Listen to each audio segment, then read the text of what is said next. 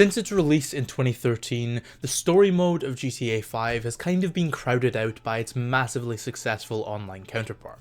Even though the original game was a purely single-player, linear, narrative-focused game, the introduction and subsequent updates of GTA Online have definitely overshadowed what GTA 5 initially was. But with 10 years having passed and GTA 6 finally on the horizon, I ask the question, was GTA 5 story mode even actually good?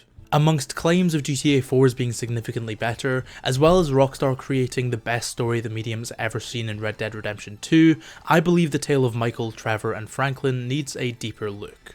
Before we get into the video, it would really help me out if you could hit like, and if you're new here, make sure to subscribe with post notifications turned on. Also, check out my Patreon link in the description. Any support is very appreciated, as I can't keep doing this without it. With the plugs out the way, let's get back to GTA. Now, before we really analyse, I need to recognise that on release, this story did make waves in the industry, as it recaptured a strong sense of satire and parody that was a staple of the series, but was kind of put by the wayside throughout the more grounded campaign of GTA 4. GTA 5 was a story built on parody, satire and caricatures.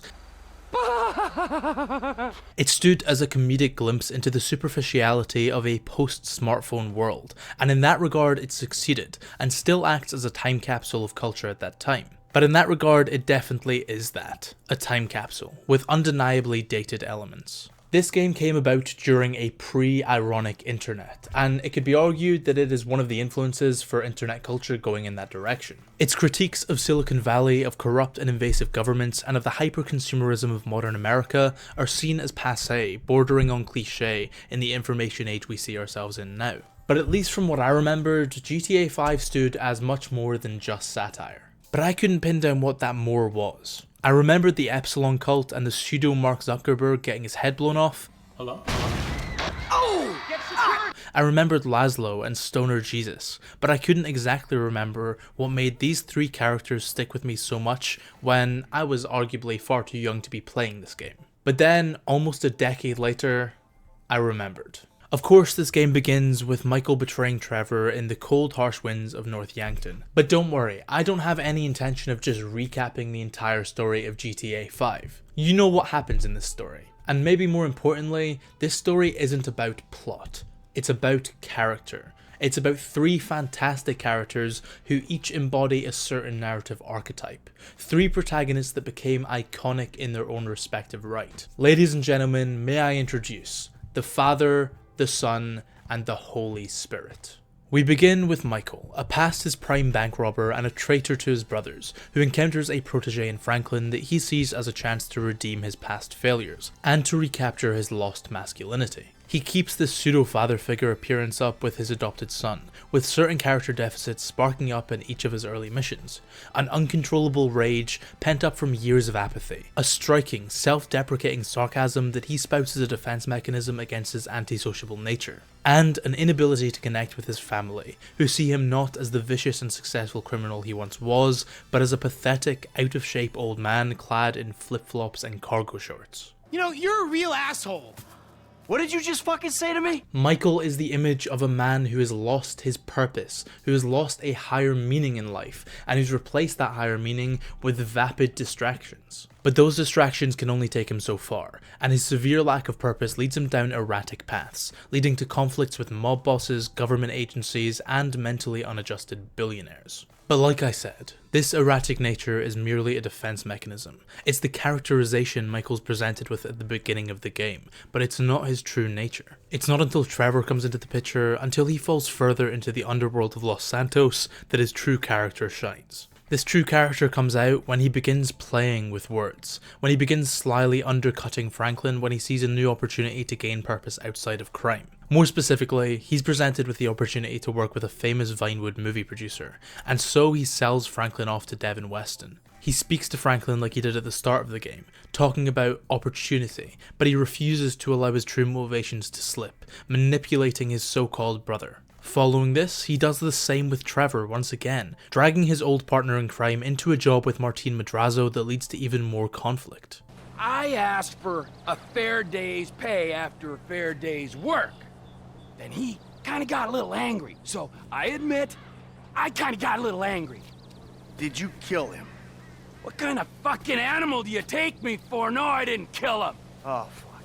But I did kidnap his wife. Oh, no. It's all a means to try and clean up messes that he himself creates, and he willingly puts those around him in active danger to achieve his goals. And when these manipulative tactics appear, it becomes clear that while the actions of the likes of Trevor may be more morally abhorrent, Michael's actions are significantly less likable or heroic. Trevor lives by an absolute and clear, if perhaps very fucked up set of morals. But Michael seems to be entirely self-serving, willing to change his values at the drop of a hat, given it allows him to relinquish responsibility for his actions. These were the opportunities I had.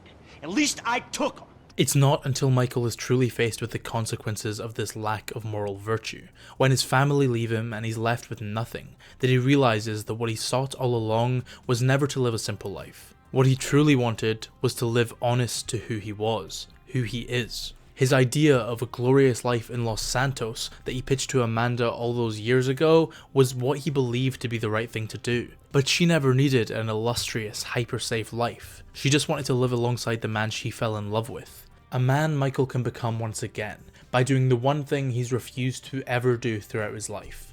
Take responsibility. Take responsibility for his flaws and for his abhorrent actions, and apologize for them. Michael's journey is one of acceptance of his malicious nature. Only by accepting these flaws can he try to genuinely change for the better, not because he thinks it's what he should do, but because it's what authentically is right. And by reaching this acceptance, he can finally be the husband, the father, and the mentor that he needs to be. Doesn't make sense now. And then there's Trevor. It's cold up here. My cock's an ice pop. Ice cock. Pop cock. Fuck! And I don't think I need to explain Trevor. Trevor is introduced with the murder of a pretty significant character in the franchise, seemingly ignited from a purely crazed, uncontrollable rage within this third protagonist. He's initially presented as truly insane, however every time we witness a heinous and seemingly random act of violence, there's always a somewhat sensible motivation, a long stretch of thought behind every move. Take for example the airstrip attack, which in its first scene is shown to be inspired in Trevor after the Lost Motorcycle gang destroy his trailer. However, by the time Trevor steals the gang's gun-loaded plane, it's revealed that he already has a buyer of the gun set up and ready to receive shipment, entirely to Ron's surprise. If there's a market, this could be a way to expand the business. Like I hadn't thought of that.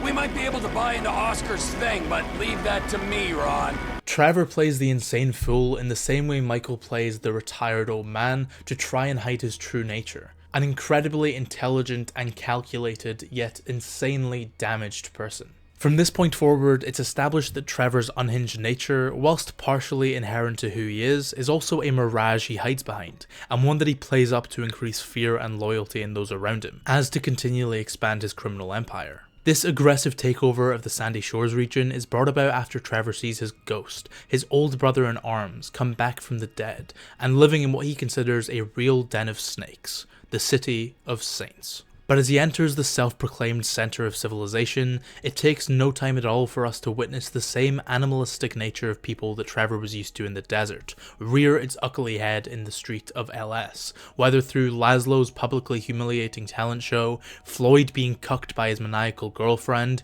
or Lamar's endless blood feud with the Ballas. There is no greater virtue behind the flashing lights of this city, just a higher budget for people to embrace their most instinctual, uncaring natures. Everything that we see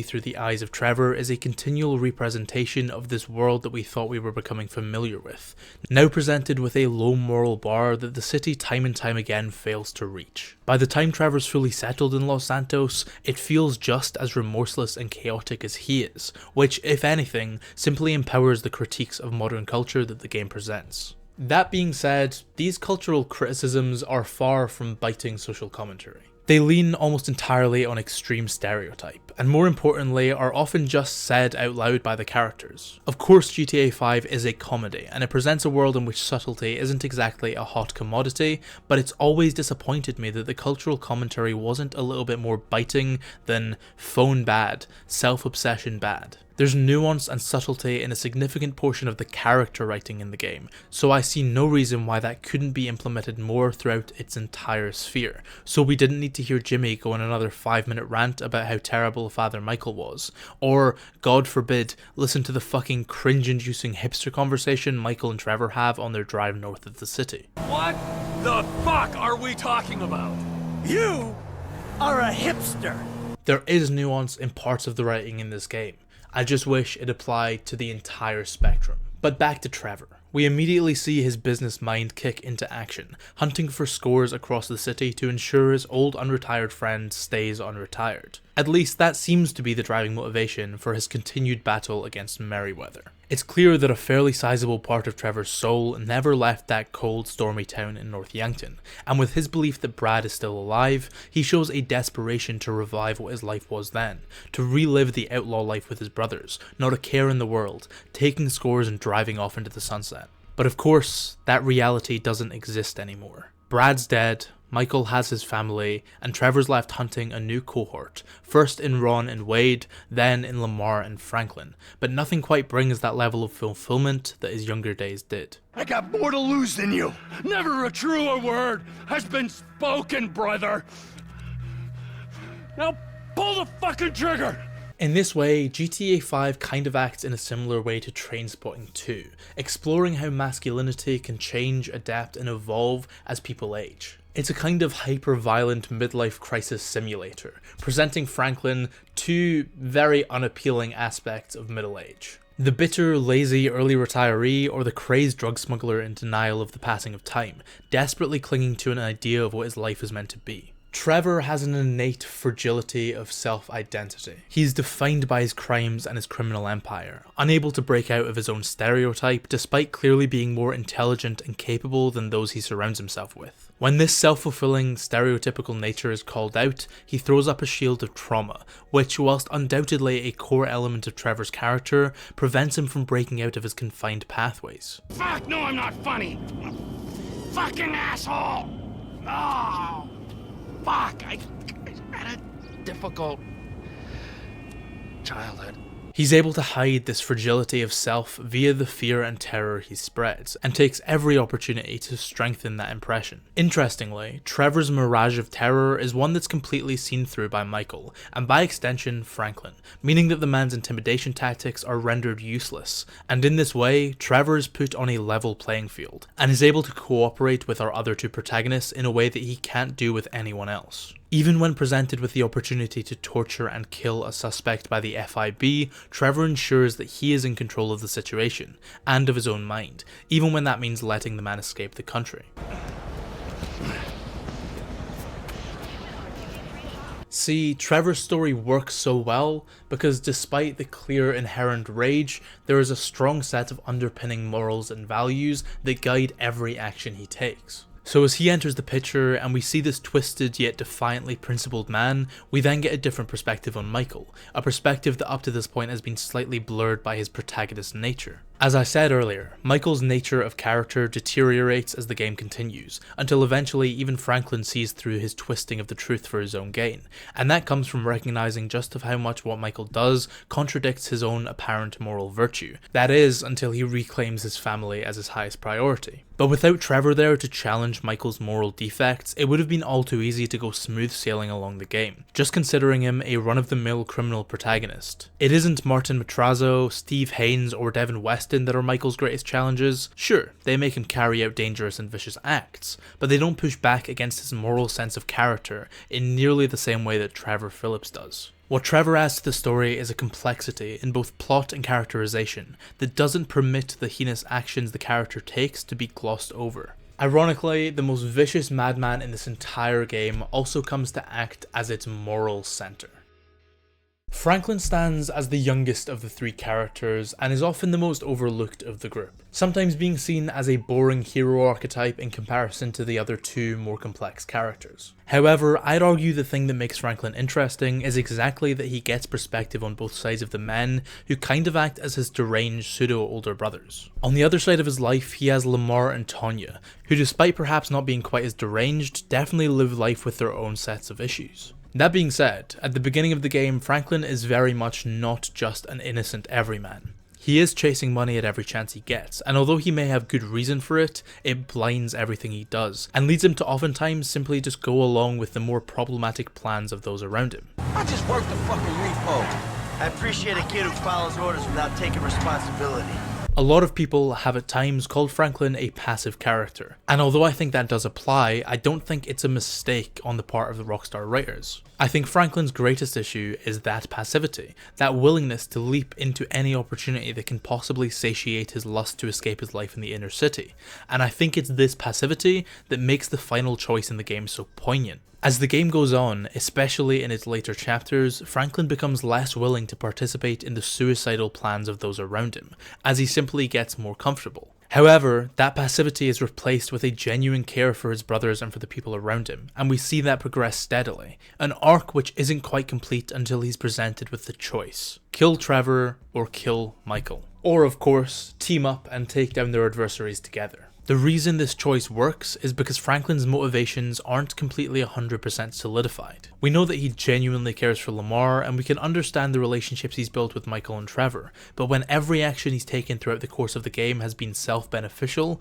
when everything he's done has been solely motivated by his own survival and success in the world, his decision isn't a certainty. It's up to us to complete his arc. And as long as we pick the third option, we give Franklin the opportunity to break the cycle of death, chaos, and betrayal that was started all those years ago in North Yankton. Grand Theft Auto 5 is a story of brotherhood. It's a story of fatherhood. To be honest, it's a story that explores what it is to balance masculinity in the modern age, as it presents a triad, a holy trinity of toxicity. Michael, the living embodiment of apathy and cynicism. Trevor, the living embodiment of wrath and destruction. And Franklin, at first a living embodiment of greed, but eventually an almost redeemed and balanced man. That being said, these elements are explored on a shallow, often one-dimensional level that never refrain from using overbearing cliches that, although intentional, still detract from the emotional investment in a story that had a lot of potential. GTA 5 is a game where the story acts fully in service of the missions. Unlike a Red Dead 2, where the core of the game lies in the narrative underpinning the missions, GTA 5 is to be experienced as an interactive playground first and a story second. And that's okay. It's the reason GTA Online has far surpassed what the story mode did, because it lent into what the Grand Theft Auto franchise does best: spectacle. Grand, exciting missions that prioritize what you're doing as a player over why you're doing it. This game contains one of the most immersive worlds this medium's ever produced, and that's still true 10 years after its release. Engaging in this world is a constant addictive joy, because its attention to detail and its sheer aura fully capture every part of your attention. Whether you're hunting aliens, joining cults, or simply driving down the freeway blasting non-stop pop and watching a sunset that fills the sky with colour and fills your soul with tranquility. It takes very little to enjoy your experience playing this game, even if its story isn't the most eloquent or poignant. I think that can be forgiven, considering Rockstar gave us the best video game story of all time in just their very next entry. I say all this to remind you all that our tastes all differ. There is no one uniting set of criteria that makes a particular game great. And people enjoy and love certain games for very specific reasons. But that's not a free pass to just turn off our critical thinking.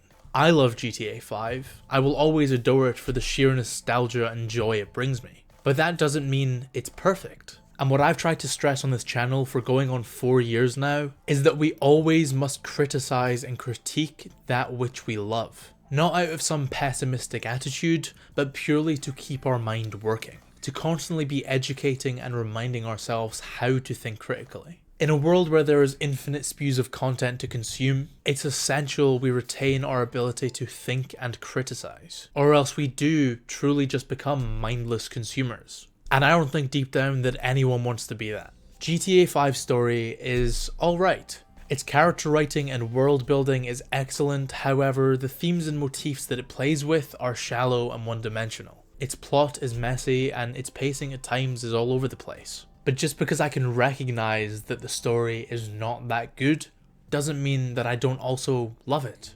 I'll always love it. I'll always cherish it. But I'll never try and claim it's something that it's not. Of course, this is just my perspective, and I would love to hear your guys' perspective in the comments down below, because I do genuinely want to use this platform as a way to develop conversations. With that being said, thank you very much for watching. If you enjoyed, please do hit like. If you're new here, hit subscribe with those notifications turned on. Check out my Patreon in the link in the description if you want to see exclusive videos and podcasts. Also, if you'd like to get a pair of these fantastic blue light blocking glasses from Avenir, there's a link in the description with a 25% off code, so make sure to check that out. With all that being said, I've been Joe, aka Found a Scarab. Thank you so much for watching, and I'll see you in the next one.